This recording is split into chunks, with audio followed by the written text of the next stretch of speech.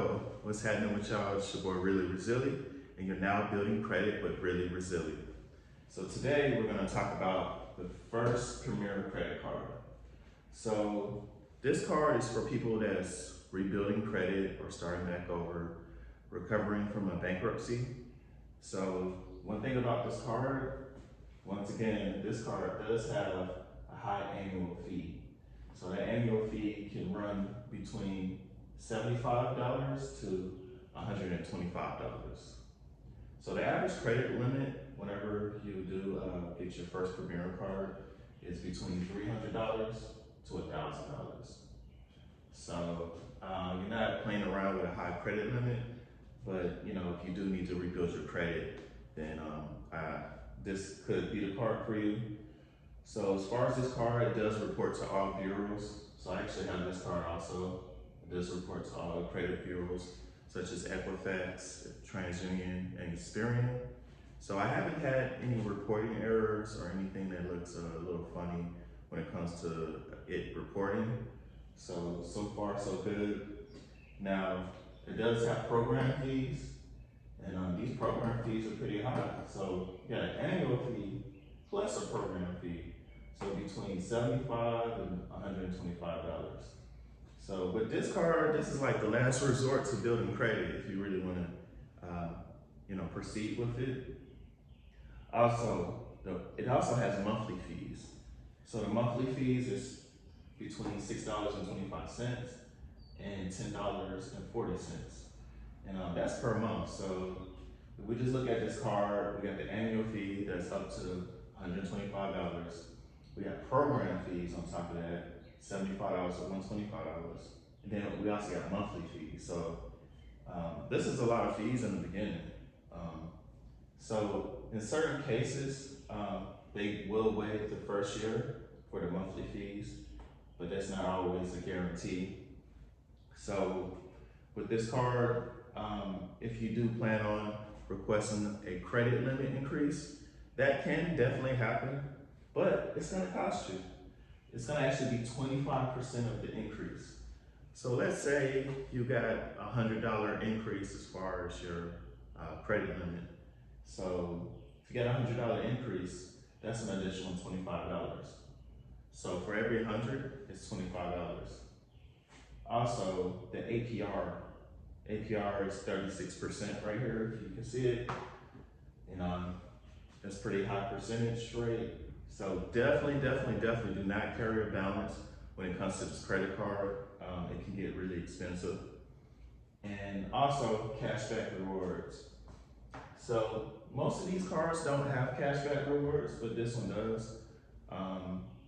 So I was able to get 2% cashback rewards.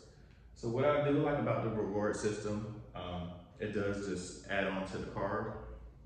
And once your statement comes out, it just instantly goes on there.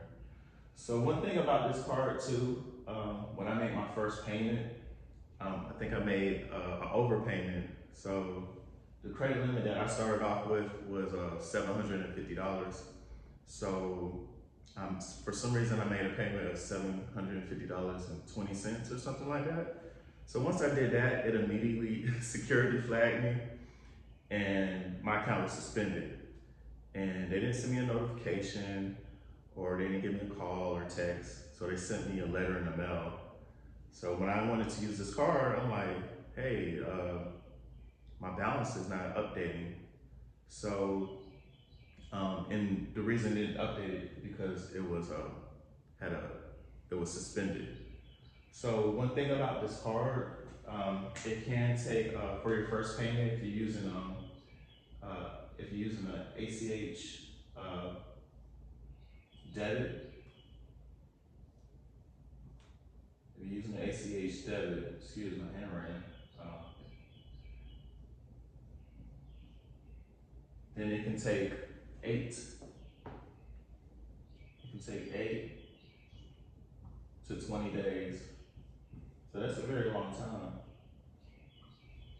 8 to 20 days for it to actually replenish back onto your account.